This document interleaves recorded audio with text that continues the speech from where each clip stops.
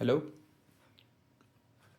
I just bought this Primus Multifuel 3 stove and I could not find a good video in English that explains its assembly and instructions in a video. It does come with pamphlet or online manual.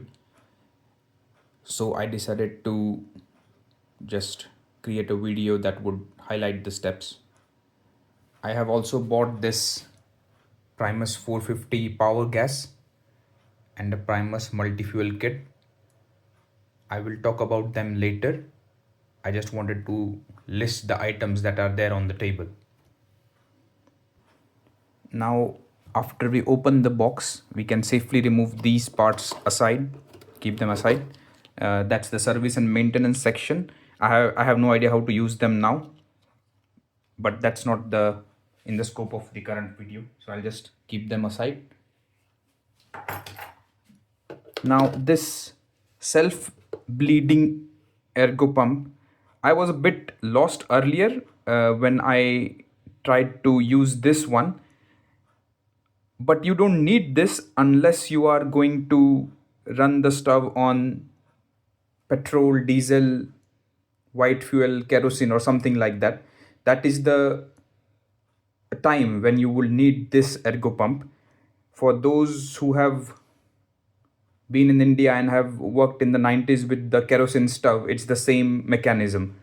But you will need it only when you're using those kind of fuels. And that fuel you can use only when you have this Primus multi-fuel kit. So it's kind of a bottle, which I will show later. I have not tried it out, but it goes in that bottle and then it acts as a liquid fuel storage. But that we will look later. As of now, I'm focusing on using this gas.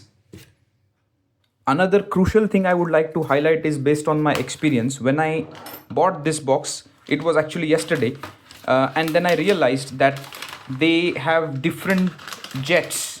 So even on the box, it is written. I have read it somewhere.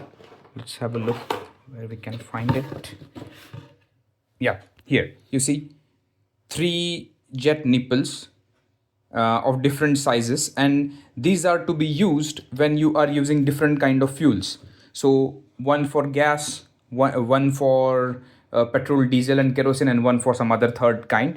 And these jets were actually missing from this box. So when I unboxed it for the first time, I did not find them, and then I went to the shop, and then I highlighted that they were missing. So they gave me this by removing it from another box. But just make sure that when you get the delivery of this item, you open it, preferably take a video of unboxing, and then you will see when you see the contents, you should find these jets. Now I will just open this to show you how these jets look. Yeah, so these are the jets I was talking about, and they have this size 3.7 and 0.37 and 0.26, and which to use when, I have no idea as of now. But the reason I'm explaining this is that make sure that when you buy this piece, these jets are there. Otherwise you might end up going for a exchange, and then they might not have it. So now I have taken out the all the items from the box. This is the burner. This is the pump which we talked about earlier. And since I'm going to use gas, I'm not going to need this, so I'm keeping it aside. This is the maintenance kit. It has a pin and a cleaner, which is not required as it's brand new as of now.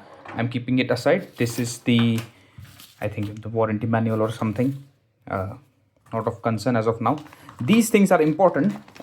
This is actually the heat and the windshield. This might help you when you are out in the woods and then you want to light the stove and protect the flame from going off.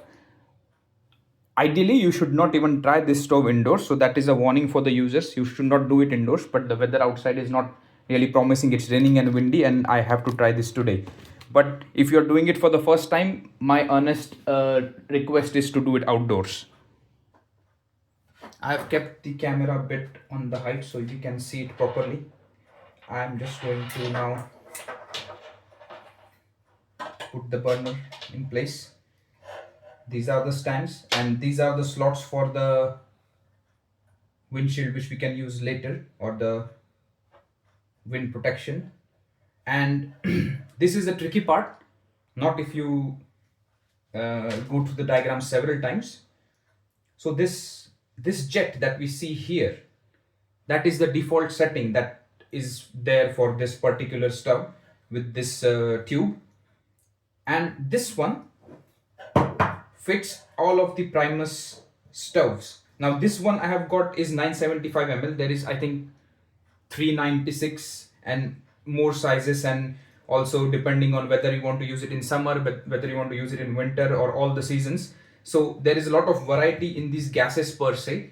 But what I'm trying to highlight is that this default setting, or the default jet that we have here, it fits right away in the Primus stove like this. So you just have to roll it and it goes all the way inside. We will try that later, but these are the jets that I was talking about earlier. So if you want to connect it to a different kind of fuel, you might have to change this jet and then try to attach it to a different fuel source.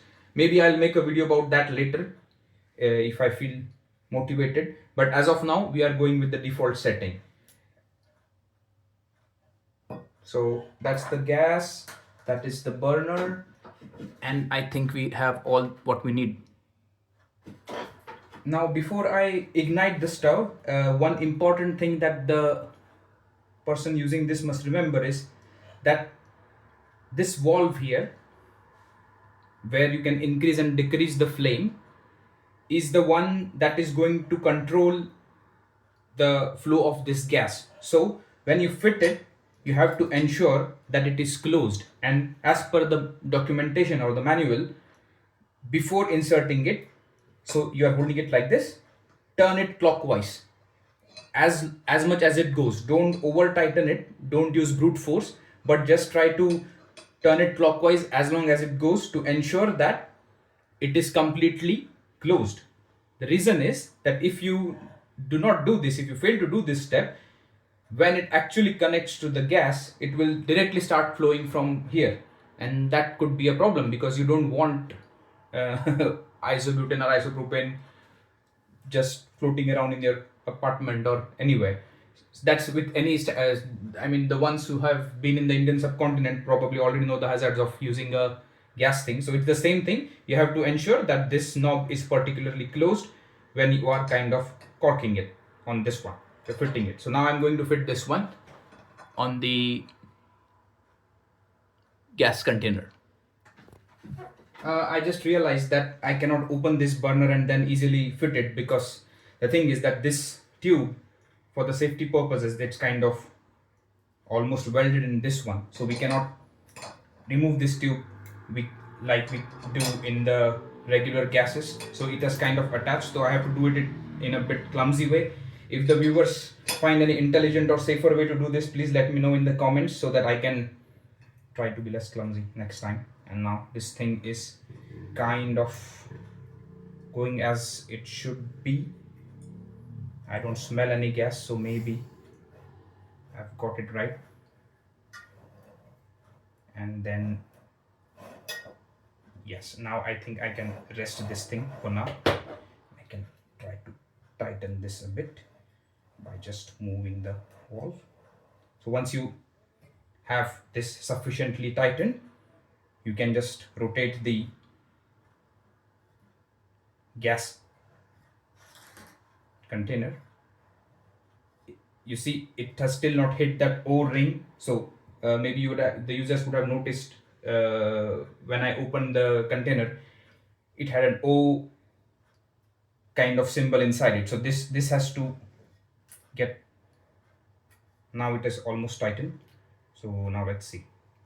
Yeah, now it's not going any further, and I don't want to apply brute force here. So yeah, that's all. That's the thing as of now.